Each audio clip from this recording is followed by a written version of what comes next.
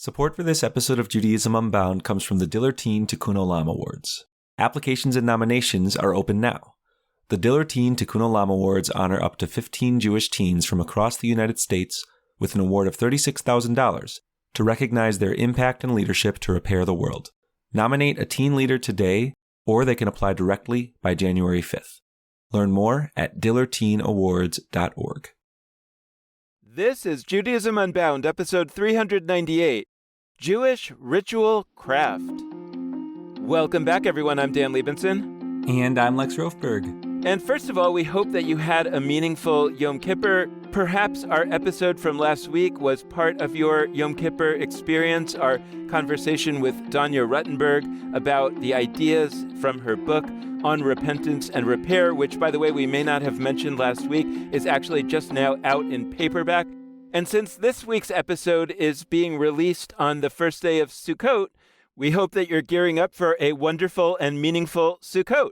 So today we're thrilled to be having a conversation with Rachel Rose Reid. She is an expert in crafting Jewish ritual, and in fact she's going to be teaching a class at the Yeshiva this semester called Crafting Jewishly Rooted Ritual, that after this conversation I'm sure you will not want to miss, and you'll want to sign up for that class. If you do, you should head over to judaismunbound.com/classes, and there you can sign up for this class with Rachel Rose Reid, and you can also explore the other classes. We have 4 other full semester classes that are starting very, very soon, but we're really excited to introduce you to the ideas that Rachel Rose Reid is going to explore in her class. You can head over to judaismunbound.com/classes right now, or at any point if you get so inspired in the middle of this hour, you can just pause the audio right there, sign up for the class, and come right back and listen to the rest of the episode. So this episode is a deep dive into the topic of crafting Jewish rituals, reimagining Jewish rituals. One of our very earliest conversations on Judaism Unbound was with Vanessa Oakes, the author of the book Inventing Jewish Ritual. So this topic of how do we think about Jewish ritual in new ways has been part of Judaism Unbound from the very beginning. And now as we near episode 400, we're really excited to explore it again.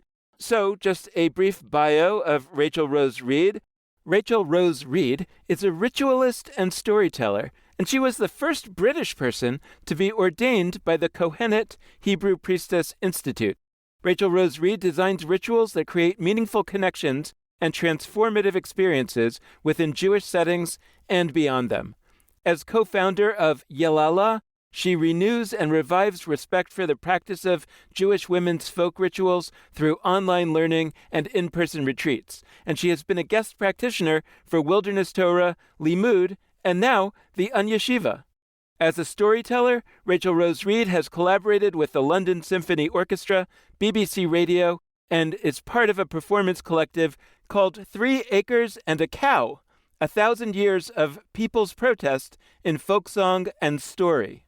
Rachel Rose Reid has been called the queen of the new wave of storytellers, and we are always so excited to have royalty, especially British royalty, on Judaism Unbound. So, Rachel Rose Reid, welcome to Judaism Unbound. It's so great to have you.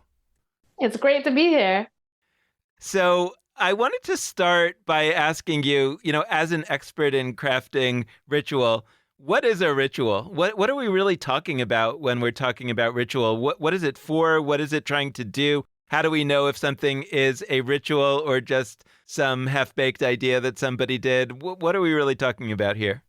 Well, I love how we now use the word ritual to even describe our delicious cup of morning coffee. Oh, that is my morning ritual. I think that's fine enough.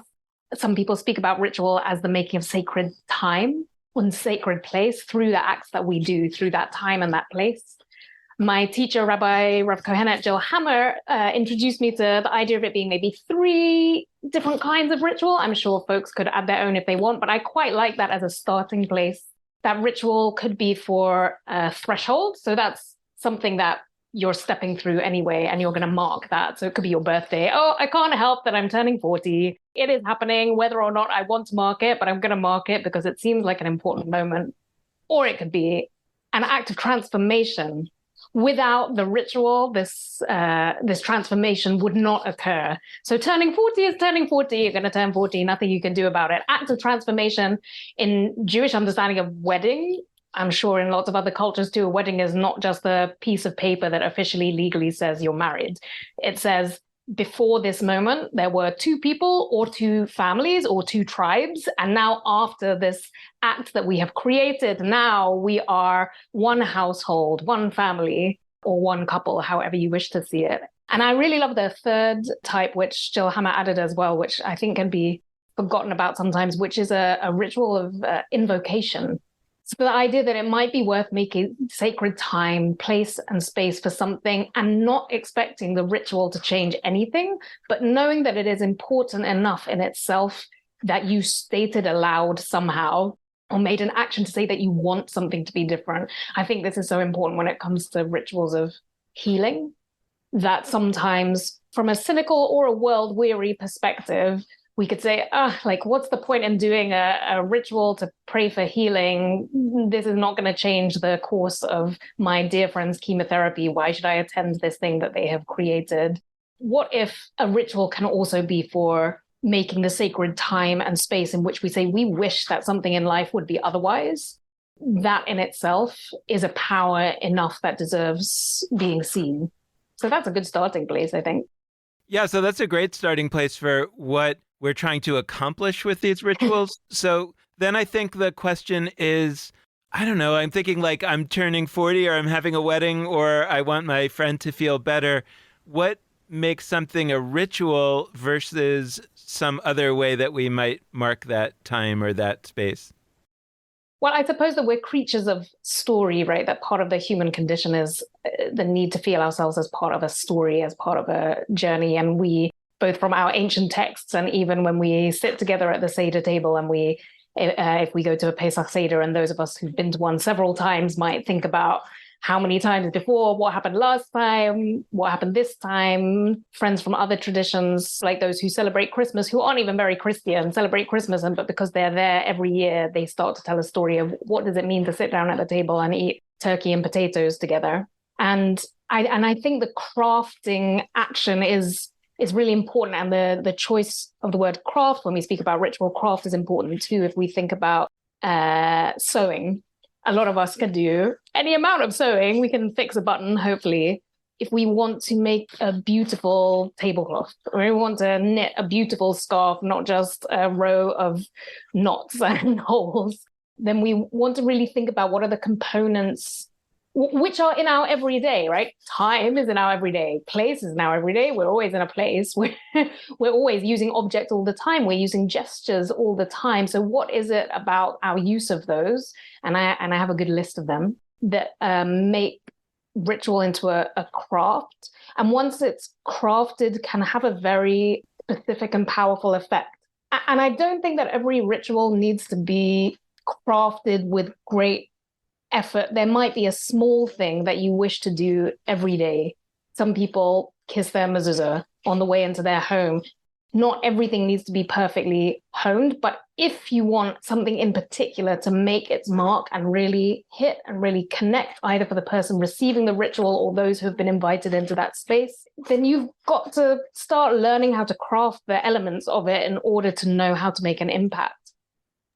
So I love that you started with a birthday reference. Turning 40, I'm going to mark it. It's amazing to me. I mean, I spend a lot of time thinking, like, what's religion? And are there things that are religious in our lives that we don't call religious? Like, birthdays are a great example.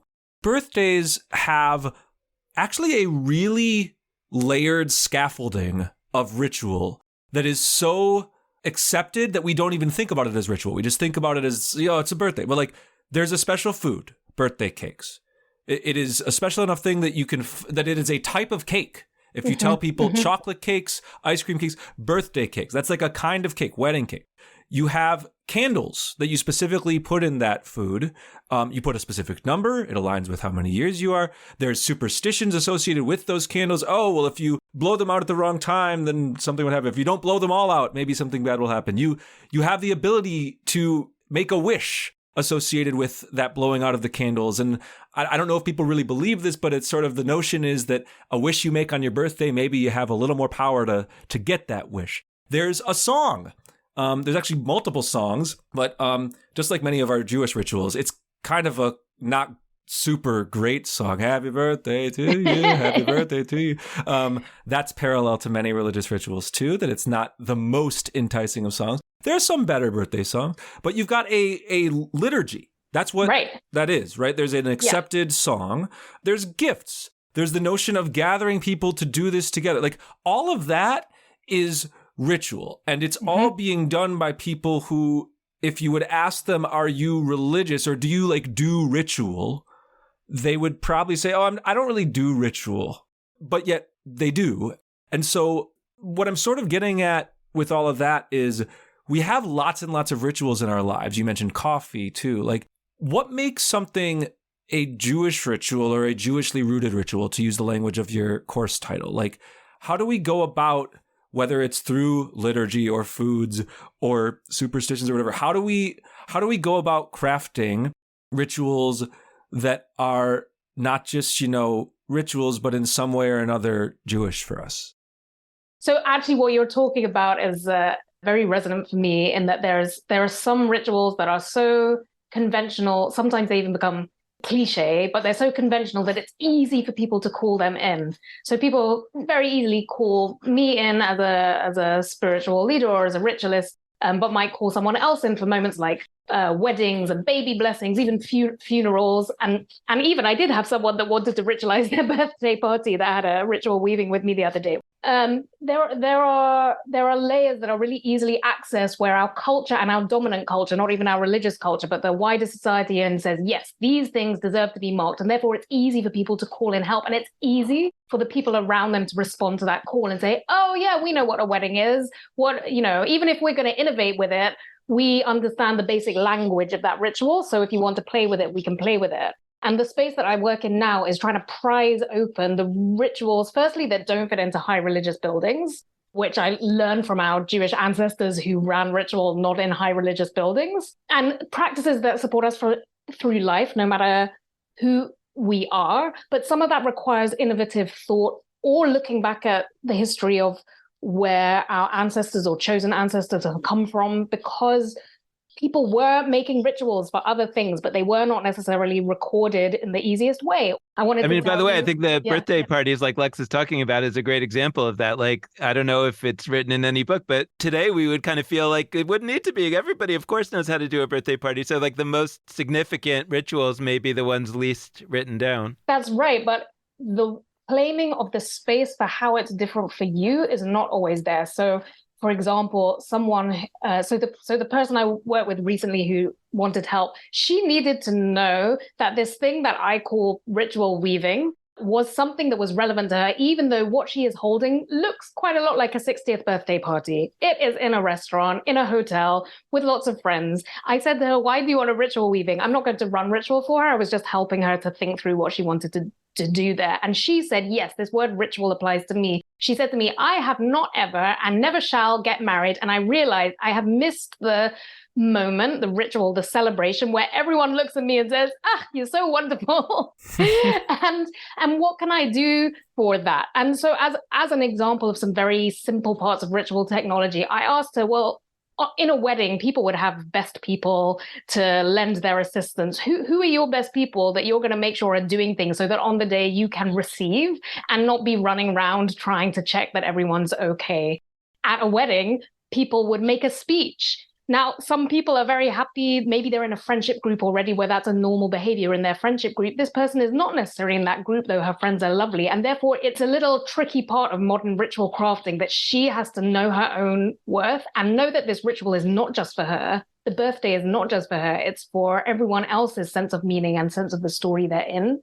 So she has to know, it's okay for me as a British person who doesn't do this often, to call in someone to make a speech about how wonderful I am.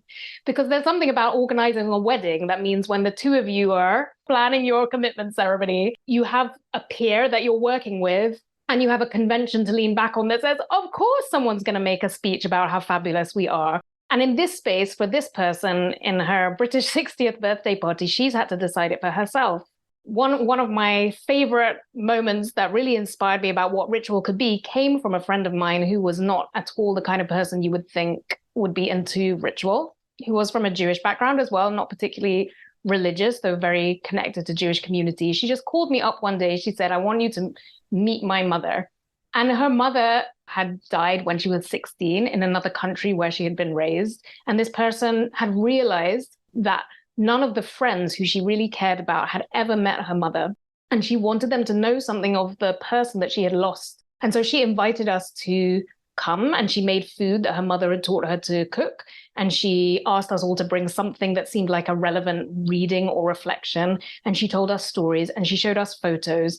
And she, like some other people that have called me in to work with them, was not the kind of person that you would think would regularly be into ritual. And yet she knew that this space was needed, and she knew it was important. And I'm not sure she could even tell me precisely why, but it's moments like that that really pushed me forwards into the work that I do now.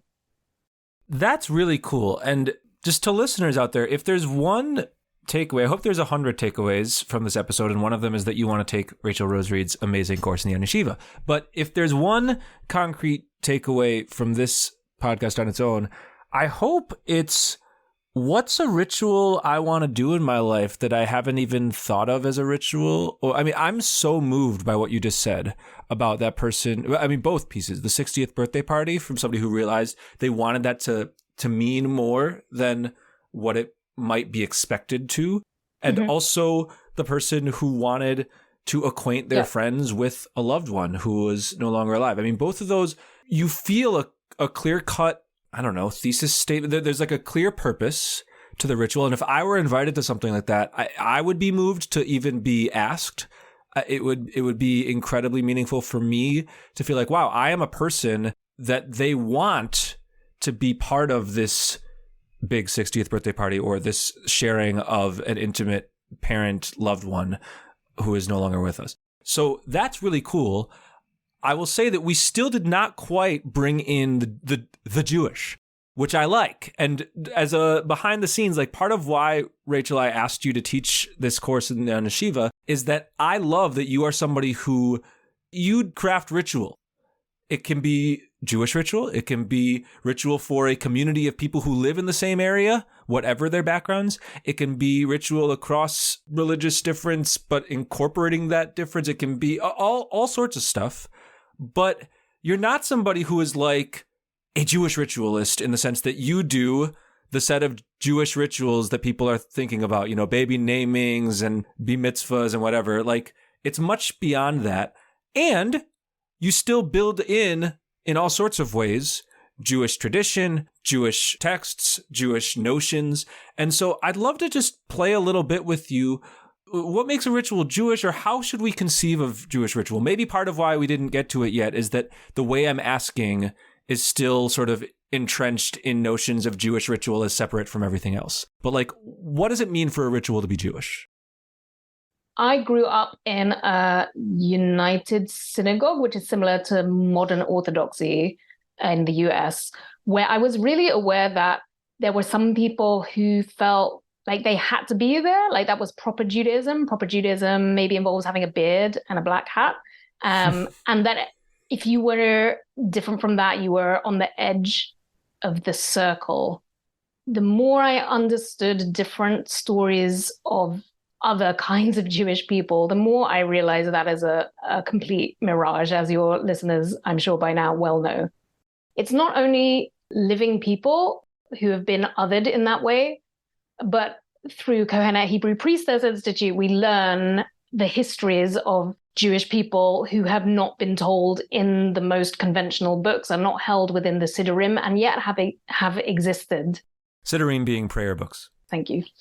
I went to study with Kohenet, with the Institute, because I was aware not only of a lack of stories of people like myself being told to me as part of my Jewish education, but also because I was aware even of a sort of bias, a kind of prejudice in myself, which feels quite English and uptight, where I might be in a space where people were having an embodied experience and I would feel a bit of ick.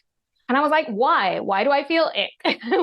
Why do I feel uncomfortable with someone in front of me feeling their feelings in the middle of davening, which you got to know, for a lot of British Jews, that's how we perceive, or how I used to perceive, lots of the experience of renewal and more earth-centered and more embodied American Jews. And there was something in me that said, this ick is not a normal, natural thing. Why do I feel uncomfortable, especially when it sometimes relates most often to practices associated with women? And I am one of those people. So I would like to not have that. So at the Institute, we start to learn these histories through anthropology and folklore. And then you find there are just so many incredible folkloric and anthropological studies that could never be fitted into your time studying there. That's what I found. But I realized that things I had seen my own grandmother practicing were remnants of those rituals, and things I had heard about my great-grandmother practicing were things that I was finding in these texts. And not all of us will come from the background where it's all Jewish lineage, but we can find probably in most parts of the world a similar experience.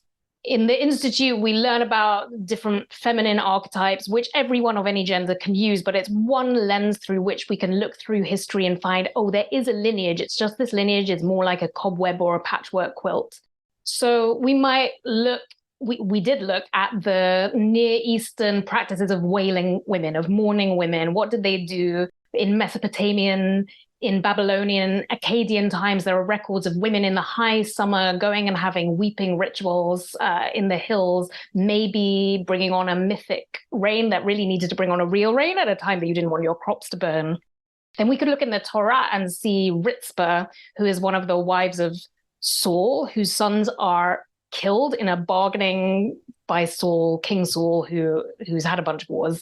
But she goes and she makes a vigil underneath these sons, because he underneath the suns, you're saying, because they're hanging on trees, hung up on trees, dead, and Ritzpah protects them from these animals. So she knows that David is not even treating their dead bodies correctly. So she goes and she essentially makes her own ritual beneath them, guarding them from birds of prey and animals. But also it says this story of this woman travels through the land until it reaches the ear of King David.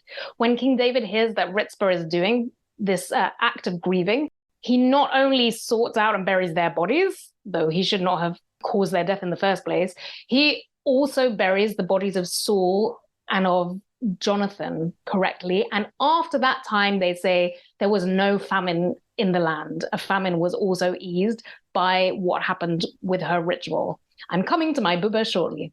And we go into the Talmud and we find the rabbis discussing, what do the women do? What do the wailing women do? How do their chants go? So it's secondhand, but we're hearing about what the wailing women do. If we come forwards in time to Yemenite Jewish tradition, Northern Yemenite Jewish tradition, which is even into the 20th century, we find almost the same rituals, it seems, as are spoken about in the Talmud, in which a griever, a mourner is brought in the first 3 days of their grieving into a circle of people in their divan, in their living room, and they go between drinking coffee, doing their knitting, and hitting the air with wails, which would then result in a call and response chant, where leading mourning women would say, how can this woman survive anymore now that her son has died? What is the point in living? These are the kind of things now that in British space, and I don't know about in North American space, the idea of going up to someone grieving at a shiver and being like, how could you possibly even think about living again? Seems like the opposite. We're meant to say something comforting. But actually, this is what the person who's grieving is thinking in their head, and they are alone with it. So the person coming up and saying something that makes the person cry all the more is intended to make them feel not alone. And that is sometimes far more comforting than someone saying, oh, as we say, oh, I wish you a long life. So I can come to my grandmother and remember this, my buba, that's grandmother in Yiddish, my dad's mum. She used to have a little corner in her kitchen. She had a very small kitchen, and there were like the bills on one side and a toaster on the other side. And she would have this one calendar and yurtzeit, that's memorial candles. And almost every time I went around, in the corner of her kitchen, there was a candle and there was this calendar with yurtzeit, memorial after memorial of dates for different relatives. She knew that that space mattered. I understood only by studying with Jill Hammer and Taya Scher, I only understood by studying with them how she connected to this patchwork quilt lineage of people, which adds deeper resonance and meaning to that tiny corner in her kitchen and to my memory of it, especially as I work with creating more space for those rituals now. I'm thinking about our own time, and when people encounter a ritual, like maybe it's even a Shiva visiting a family when somebody has died, I know that what you're supposed to say classically in at least Ashkenazi Judaism when you come to a house of mourning is, may you be comforted among the mourners of Zion and Jerusalem. And I have never said that because it just doesn't feel like something that I'm trying to say. But I know that the intent is that it's difficult to know what to say to a mourner, and the mourner doesn't necessarily know what they want you to say. And so in a case like that, I appreciate that Judaism is understanding that difficulty and trying to give us language to use because we don't know what to say. But what do we do when we get to a point in a ritual where that specific ritual no longer feels right? It doesn't feel like I can bring myself to say that thing, but I'm not a ritual imaginer. I'm not a ritual crafter. I don't have any skills to know what is the alternative thing to say. So then I hear you describe something like, oh, well, there's this other community that says, how can you continue to live now that this person is dead? I'm not sure that that's what I would want to say either, but it actually feels a little bit more realistic in a way. It feels more like, okay, now give me a grab bag of 10 possibilities of things that I could say, and I'll pick one of them. But I feel like the issue is that a lot of us get to this place with a ritual where we don't feel that the ritual is working, but we don't really know how to craft an alternative. So what should we do? So what I tend to do with that area, which I tend to a lot because I just feel that more space is needed for those feelings, is to make new space. So I've been working with shloshim. A lot of shloshim is 30, means that often the 30 days after someone has died, there is a time that is, at least in the community over here, really not noticed much at all. I feel like 1 month after someone has died is the time when those who are not also grieving sometimes have got back to their own lives and maybe even have started to forget to check in with the friend who is grieving. So with a few people now, I have remade shloshim for them as the opportunity to do some kind of memorial or remembrance act with their friends present that they weren't able to do at the high speed required by those communities who bury people almost immediately after they've died. And so we are reconciled to the fact that they might not have been able to have just the kind of funeral that they believe their loved one wanted, but they can have this space now where, just as their friends might be slightly forgetting the state of rawness they're in, they're able to pull them back in and ask for what they need and share stories that they were too unsettled to share in the days directly after death. Also, my friend Pablo Perez Arate and we made a combination of his Mexican and my Jewish culture as a way to bring in remembrance at any time. But we took the order of the Seder, which is such an accessible thing of a ritual meal, because even secular people of any background, they know a meal. And we took elements of his remembrance of celebrating Day of the Dead in Mexico. And we asked people to bring someone that they want to speak about. And some of those people, religious, Jewish, some people are not, some people are all kinds of backgrounds. We get the most incredible mix of people in the UK because there's such a large number of communities. And people will come and they will say, oh, I don't want to talk for too long because the person I'm remembering, I have quite nice memories of. I don't feel that sad. I won't take up too much time. And someone else will say, oh, the person I'm remembering, I feel really sad about them. I'm just going to get everyone down if I talk about them for too long. So I won't take up too much time. And then other people say, oh, I don't know, I have kind of conflicted feelings about this person, so I won't talk about them for too long. And what they realized as the evening goes on is we needed everybody's story, and we can't have everyone flat on the floor, and nor can we have everyone just with light and sweet memories. And every story of someone who's died is interesting and needed. So those are a couple of ways in which I'm making up new spaces. I think what one can do in existing rituals is that we have to, especially around this area at least, is we have to think about them before they happen. We do it with weddings endlessly. People spend years before they have their wedding. And maybe it's best to just start with oneself or one's friends and have the conversations and open up the space and allow there to be awkward conversations as we bring in new ideas. I don't want to anchor us only in death because I have the same set of questions about essentially all rituals. Actually, it's an opportunity for me to go back to when Lex was talking about birthdays before. It actually was my wife's birthday recently, and I found myself in the store buying her a cake. And as I was looking at the cakes at Whole Foods, I was thinking to myself, this whole big cake industry only exists because of birthdays, because people like me think that the only way to celebrate a birthday is to get a cake, even though nobody really loves this cake. It's not such a tasty cake. There's too much icing on it. Join Team Ice Cream on birthdays, which I have been happily part of for like 20 years. Yeah, but I mean, I agree with that. But I don't know. There's like some sense that if you were to have a birthday celebration with just ice cream and no cake, there would be people there that would say, this is wrong. This is not quite a birthday celebration. It's not done right. And yet, as a result, we're supporting this incredibly mediocre cake industry because like these are not good cakes. These are just crappy cakes that the only reason why we're getting them is because we have to get a cake for the birthday. And so you go to the closest store. I mean, again, I know that there are people out there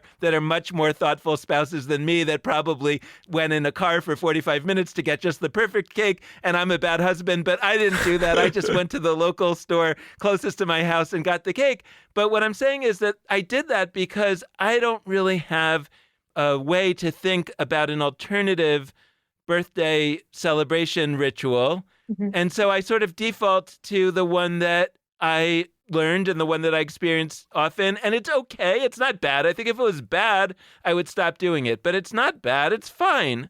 And I sort of feel like that's how people feel about most Jewish rituals.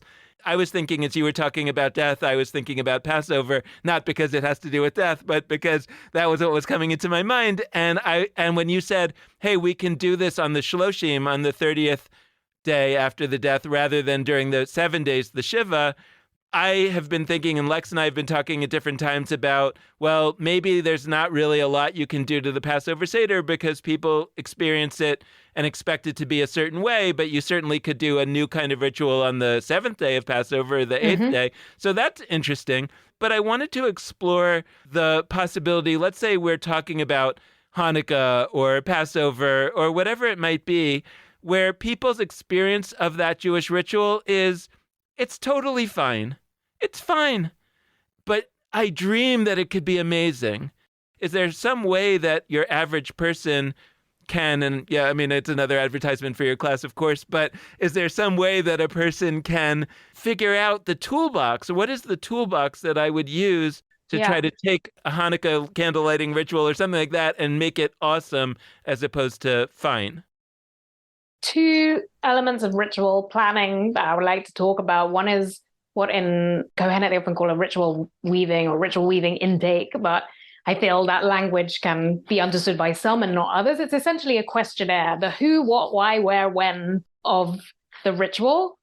That's something that can seem a little bit formal if you want to make an extra special birthday celebration for your wife, right? To sit down with a questionnaire. But if you want to do things differently, then you need to take the time. You can't just magic out of thin air the different.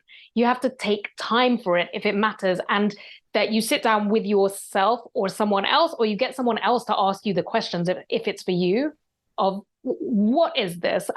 Who is it for? And I love sitting down doing this for weddings because it seems obvious, right? Oh, we're getting married. But the cliches of marriage, Jewish and otherwise, are so stuck in our heads that the real ritual transformation has almost been lost. So I love going back over, okay, right. Yeah, sure, wedding, getting together, joining of people, but why you? You don't have to do it these days. Why? Why do you want to do it? What is the impact? So I would ask the same thing even of Hanukkah. If someone wanted to do something new for Hanukkah, like, what is it for? Why does it matter to you? Who do you want to be there? Where should it be? Where can it be? What are your boundaries and limitations? And this aspect of boundaries and limitations, I think, is really crucial for understanding what Jewish ritual can be. Because high ritual in synagogue spaces was a specific group of people who had a specific amount of time and a specific lack of responsibilities to other people. That is why so much of the innovative ritual was created by the women of the time and the people who were not of the scholarly classes. They made their own rituals for the things that they needed space for. What that means now is that when we look at those past, what you could call folk rituals made by those people, is that they're much more accessible for those of us who are not leading in high religious space or don't feel met by the rituals in high religious space. So limitations when you go through how you want to design your ritual are really important. Can I only do it for half an hour on Tuesday night because that's the only time I have time off? Can it only be in the local park because that's the only outdoor accessible place for me and therefore it has to be in the park, even if that means that it's not quite the mystical forest escape that I imagined for my solstice Hanukkah ritual? Some of this comes from a theater perspective. I've worked as a storyteller. I've worked on stage, and there's a technique called viewpoints technique that was developed in North America that basically said, here are some ways that we communicate and understand. The audience understands them, the performer does them. Those languages are architecture, what is the physical environment, spatial relationship between bodies and objects, and bodies and each other, and bodies and the architecture, topography, so the movement over landscape, floor pattern, design, shape, because we read shape. Is it all spiky? I don't know. Is the Kiddush cup that you're using, is it full of spikes because you're like, I don't know, a goth Kiddush maker? Or is it smooth and flowy? Gesture. Are you running over to the other side of the room to hand something? Or are you slowly walking like a ancient imagined priest? Tempo. Does something happen fast and something slow? Duration. How long is it going to take? Please think about it. Please think about how long it will take. Kinesthetic response, so our bodies, how they are in reaction with each other, and repetition, which we know, repetition, right? We have some prayers and some blessing openings that are repeated. Why are they repeated? What does it do when they're repeated? I can't tell you all the answers. But so when it comes to crafting, after we've put down all the answers to our who, what, where, why, when, these are the kinds of languages that I like to think about. And you can think about them from a less experienced place and just think, how will I make sure I don't know, trip over my words or the microphone wire? What object do I think really is needed? Is it wine or orange juice? Do I want music? These are more simple ways to begin to think about those viewpoints, those languages that speak as powerfully or sometimes more powerfully than the words. I want to, lab together. We're releasing this episode as Sukkot begins. And I think Sukkot is a really interesting holiday to explore through the lens of ritual, because Sukkot has, it's not the most well known. I think when you talk about Hanukkah candle lighting, that's like really, really well known, even to non-Jews. Like a lot of people know the thing of, you have, a candelabra, a menorah, and you go up one candle each night. It is one of those situations kind of like the birthday cake where it's so well known what the quote unquote right way to do it is that doing anything else is very hard for people. But with Sukkot, I think it's less firmly in a lot of Jews what the right things are. And yet there are some less well-known but still well-known rituals. I'm thinking of shaking a lulav, for example. Lulav being, a bunch of branches that are sort of woven together and that people shake in different directions. For the last bunch of years, whenever I've been going to Sukkot gatherings, lulav comes up. Oh, we're going to shake a lulav. And you notice, like I've been looking for this, half the people or more in the space, you can tell are like nervous because their first thought is, oh my God, like, I don't know how I'm supposed to, quote unquote, shake the lulav. And people are going to be looking at me and they're going to see if I go the wrong direction first, or if I do this, or if I don't know what I'm doing. Like, there's a lot of anxiety around that particular ritual. I think there's other Jewish rituals that also have anxiety. And it comes from this notion that there is a right way to do it. Spoiler alert, there's actually a lot of different ways, even among traditional Orthodox Jews, to shake that particular set of objects. But I've started a practice the last few years because people look at me and they know I'm a rabbi. And like, I've gotten a lulav and I've just sort of like pretty randomly, I don't know, I'm kind of being like a nihilist or like some kind of punk rock. Like I'm trying to do it in a way that is clearly not according to any formula or like north first then south. And I'm just sort of going with the flow of the branches. And from my perspective, if I'm going to do the ritual at all, that's what I'm going to do, because I don't want to be like, to me, the whole point is to connect to the surroundings that we're in our environment. I also tend not to use branches that have been shipped from Israel. From my perspective, the whole point of the ritual is to tie to whatever environment we live in. And so I just flow with it. And that liberates people to then do whatever they want to do with the love or not do anything at all. But I bring it up because I think for so many people, honestly, especially the ones who don't spend that much time in Jewish space, this notion that there is a playbook, that there is a set of formulas that is Judaism. And the thing is to know the plays in the playbook, memorize them like you're the quarterback of the football team. Sorry for the American football reference. And then, pull out the right play for the right time of year.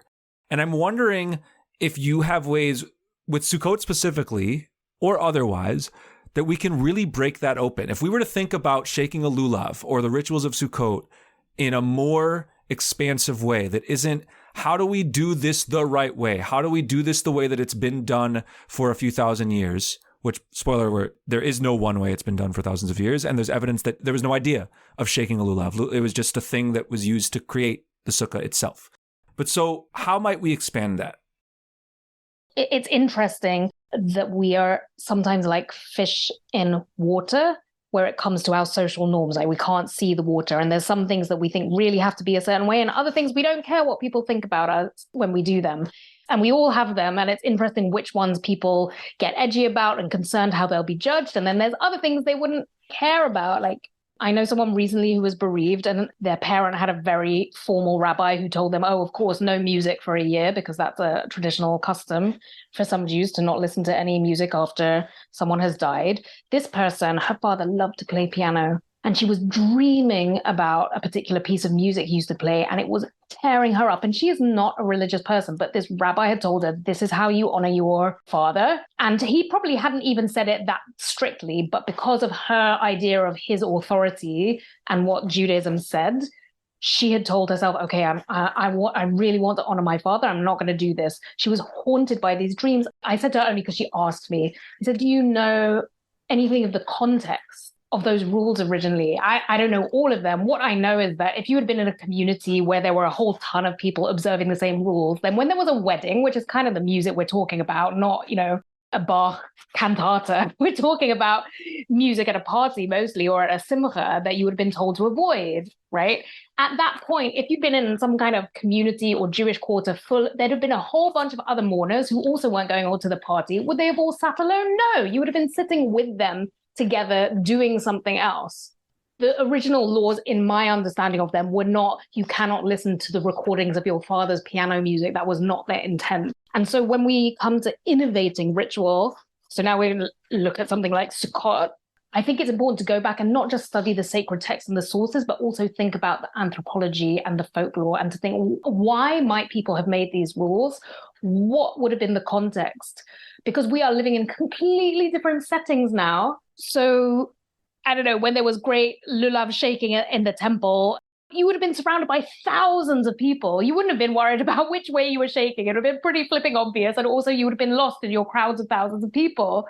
Whereas being in someone's sukkah in the suburbs somewhere, suddenly there's only 8 of you and you feel very self-conscious about it. But also when you start researching not just the sacred text, but the anthropology and the folklore, you start to see the breadth of practices and the different adaptations around the Jewish world. And that can start to give you a sense of relief and remove the mirage that it's always been this way and there's only one way to do it. As you start to read beyond the borders of the most traditional texts, you understand these things have been practiced in many different ways. And it's an illusion that there's only one way to do it. And that should give you some support and comfort when you try to do something in a new way. Many friends of mine, for example, will create a lulav from their local species and say, well, I don't have a palm around here. What is the closest thing to a palm that I could have? That's one species you'd put in the lulav. Another one is willow. Well, I do have willow around here, so I could pick some willow if I wanted to. And the act of gathering that in itself is a ritual. If you're feeling alienated or bored or frustrated by a particular festival or Jewish practice, it could be easy to say, I'm not going to go there. I'm not going to bother looking at it. I'm not going to mark anything because I'm so tired of that. It doesn't speak to me. If one can encourage oneself to look at texts or seek out stories that are the less told stories about what has been done with that festival since ancient times, or that time of year since ancient times, one will start to find more and more juicy elements to play with and be inspired by. The Simchat Beit HaShoeva, which we see towards the end of Sukkot, is an example, if we study it, of some very inspiring, ambitious projects that we could give ourselves for Sukkot. It's a water libation ritual, which the rabbis say in the Talmud, like, no one had ever seen celebration in their life if they hadn't been to the Simchat Beit HaShoeva. There was fire juggling. The priests' pants were burnt as wicks in giant bowls of oil that you could see from the hills around Jerusalem. Once we start researching our peoples or the people that we've chosen to be a part of, we start looking at the history expansively and trying to really think these were real people and looking at where those rituals might have come from. And then looking in the folk history, there is such a rich patchwork quilt of heritage, but you just have to know it's a patchwork quilt. It's for you to stitch it together and know that just because these customs were not taken on and practiced in synagogues does not mean they were not going on in some form. So to the extent that we can know or speculate, I wanted to ask a question about those folk rituals that you're talking about, and specifically the rituals that women might have been the ones to create and the ones to run. And to some extent, those may be some of the ones that we've lost because they weren't written in a book. What do we know about some of those rituals? What can we speculate about some of those rituals? In particular, what might those women or what might those folk have been trying to achieve with the rituals that we might also want to achieve with rituals, but because the only thing that we think of when we think of rituals are those rituals that came from the high religion, like you've been saying, we don't even necessarily know to be asking for that thing? I like to think about ritual as a pressure valve, that whatever is on the inside taking up space is met by ritual, which allows it to take up the same amount of space on the outside. And there is some relief or release that happens when we find the mechanism, the ritual that enables that which is on the inside to be seen on the outside. Something is released and altered, witnessed and changed. And I find that this is the same intention in most of the folk rituals that I look at. There might be very clear healing for some of them. Some, there are formulas for easing breast engorgement, which would have been a huge problem for pre-medical times, women not being able to feed their babies. But there are many rituals for something internal that needs external space in order for there to be relief. This could be joyous, right? It could be, I know the way I speak about it sounds like it's only if there's something awful going on. And often you do need awful things tended to, and those things are harder to talk about. But it could also be that you're just bursting to celebrate something and no one is yet aware that you need this celebration. So as much for joy as for sorrow, it's just that sometimes joy finds it easier to be shared and for people to want to hear about it. So the ritual that you have facilitated that I still remember when I first learned about it, there's a wonderful video that we're putting in our show notes, so folks should go and watch it to get a close-up sense. It's called the Willesden Green Wassail, and it's not for Jews only. It's a ritual that is, as the name suggests, Willesden Green is a place, it's an area, and I think that it points to a number of really critical things about crafting ritual. My sense of it is that this area, Willesden Green, is an area with lots of local shops of different varieties. And as is the case for most local shops anywhere, a lot of people buying a piece of fruit or flowers or whatever the heck they're buying, and not putting a whole lot of thought into like, wow, these people at these stores are working really hard. And also not only working hard, but creating the fabric that is our neighborhood. Mm-hmm. And this happens and we just sort of consume it. And so more and more we lose any sense of community. And this ritual is a process of actually going door to door and visiting different shop owners, thanking them, like naming them, bringing them out in front, celebrating them, honoring them, doing some songs, like all sorts of different people from different cultures taking part in this. And as somebody watching it, it was deeply moving and I was just watching. I wasn't there. I felt a level of moved that is comparable to some of the better like prayer experiences that I've been in as a participant. And so I'd love to hear as we close about that ritual, mm-hmm. but not just about the ritual, like sort of what it points to in terms of how good rituals are in the world. Mm-hmm. It has a rhythm. It has material objects and structure. It's not just that you sing songs, like there's a particular way that you thank each person at each stop.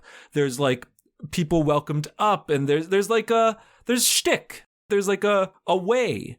But it's not the way, quote. It's not like we're doing it a certain way because it's been that way for 1,000 years. It's you put some thought in and said, we're going to have a particular thing we say each time. We're going to bring out different people to do it, and then it flows. So talk to us about that Willesden Green wassail and what it shows about how ritual might be in a world where we're all thinking deeply about ritual.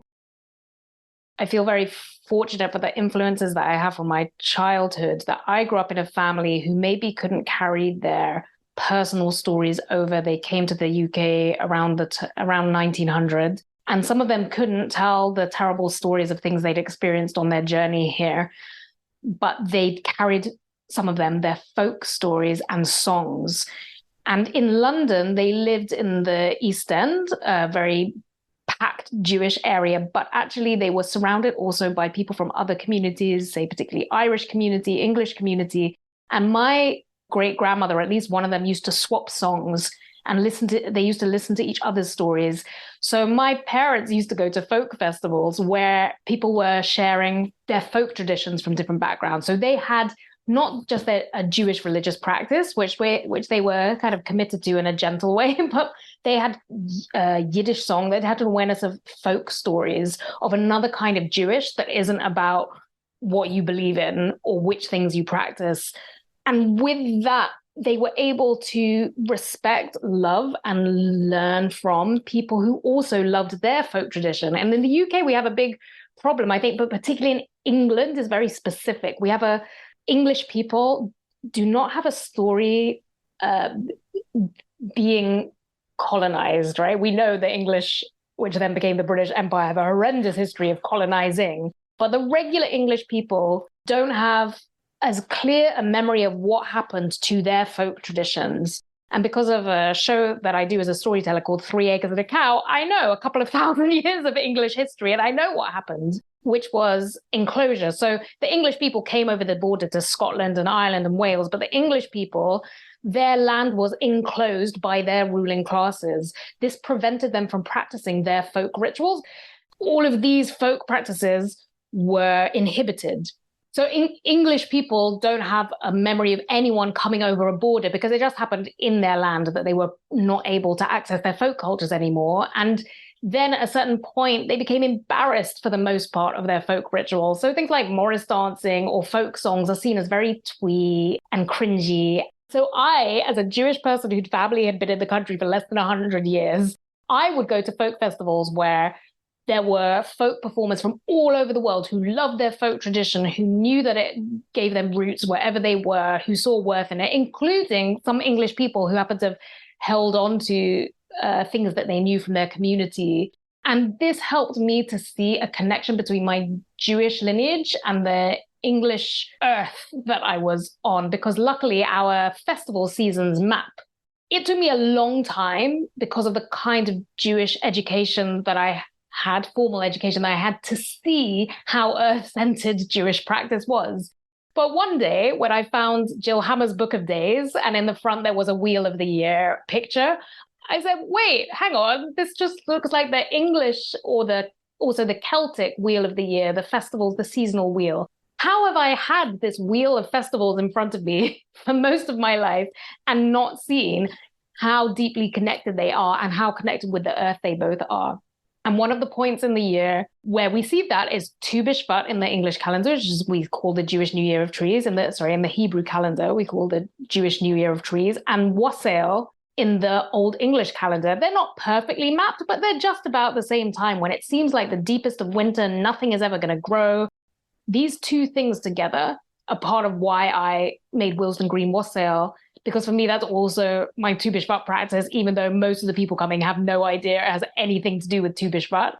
I looked at my neighborhood, which is one of the most diverse in London, at a time when there had been a financial crash, and all the shopkeepers who I had time to speak to, because I am a freelance person, and they were also depressed. And I felt so sad that I would sometimes stand and talk to them, and someone would come in and talk to them in a very offhand way and ask for a pack of cigarettes or something and leave and not even say thanks. And I thought, they are absolutely essential to our high street, and no one gives them a round of applause for doing a stock check. And I get a round of applause when I'm a storyteller, and they deserve something as well. And wouldn't it be great to make a ritual that is connected to the season, even though it's hard for us to see the seasons in the city? And isn't it hard to make a ritual that relates to orchards if we don't really have any orchards in an urban neighborhood in the city? So the original Wassail, which means all health, was a celebration you would do just after Christmas in midwinter, but it's older than Christmas, older than Christian things. What you would do, you would go into your orchard, you would pour a libation of cider on your apple tree, giving libation to the trees and hoping that their harvest will be good in the growth season to come. And the equivalent in our city neighborhood were the local shops, which struggle along in the face of supermarkets and online shopping, but also the shopkeepers themselves. They are our orchards. They are the life of the neighborhood. If they're all gone, there will be no neighborhood, no common spaces where we engage. So we take elements of the Wassail ritual, like the song. There is a song that you sing to the apple tree. It changes around the areas of England, what that song might have been. The original caroling was wassailing. You go door to door and sing to people instead of to trees. Well, we'll sing to people as well, and we'll sing a wassail song. But we'll replace Old Apple Tree, as the song goes, with the name of the shop. So if we come to Khan's Halal Butcher, we sing, "Oh, Khan's Halal Butcher, we wassail thee." And it makes everyone laugh, right? And laughter should be in some rituals. It is silly. And we have artists from the different cultural communities that live in the neighborhood singing. The shopkeepers get to have these group of people coming up. We encourage them for the rest of the year. Of course, they should shop in this shop. But this moment of appreciation for those who wish to receive it is just so beautiful. Just having someone stand up on a step ladder in front of 100, 200 people and receive praise for what they do. The smile on their faces gives me lots of joy. But then also there's the smile on the faces of people in the crowd who start dancing. And then someone will come to the back who didn't know this event was going on. It's a parade down the street. And I will ask the people in the crowd, you should behave as if you are the hosts of this event. So if someone asks you what's going on, don't turn and point at me. Please welcome them into the space. So we get lots of spontaneous participants in this ritual as well. And at the end of this ritual, we do have a tree that we planted near a library that people then get to see something like the original ritual. So we do pour some kind of libation, some apple juice on it. And some people then might have a spiritual connection to that, and for other people, it's a fascination. But I felt it's important to give a nod to the original ritual so that we are grounded and rooted within what is this for and why are we together? Grounded, rooted. I see what you did there. I know you love puns, but Rachel, I love that as a closing note for this conversation. Thank you so much for joining us. This has been absolutely awesome. Thank you for having me. And thanks so much to all of you out there for listening. We hope you've enjoyed this conversation, and we hope that you'll tune in again in the future. As a reminder, you can register for Rachel Rose Reid's awesome course in the Anya Shiva at judaismunbound.com/classes. If you enjoyed this episode and you're sitting there thinking, oh my gosh, I need more wisdom from Rachel Rose Reid, that's the logical response, honestly. That makes perfect sense. And the logical next step from that response is to go to judaismunbound.com/classes. So head there, register, bring a friend, have them register. Go, go, go. You don't want to miss this. And as we close this episode, we of course also encourage everybody to be in touch with us. If you have questions or ideas or visions or dreams about the Jewish future based on this episode or our other recent episodes, here are all the different ways you can be in touch. First, there's our Twitter, Instagram, and Facebook feeds. All of those are at Judaism Unbound for our handles. Second, you can head to our website, judaismunbound.com, where you can find show notes for this episode and all of our others. And you can email us at dan@judaismunbound.com or lex@judaismunbound.com.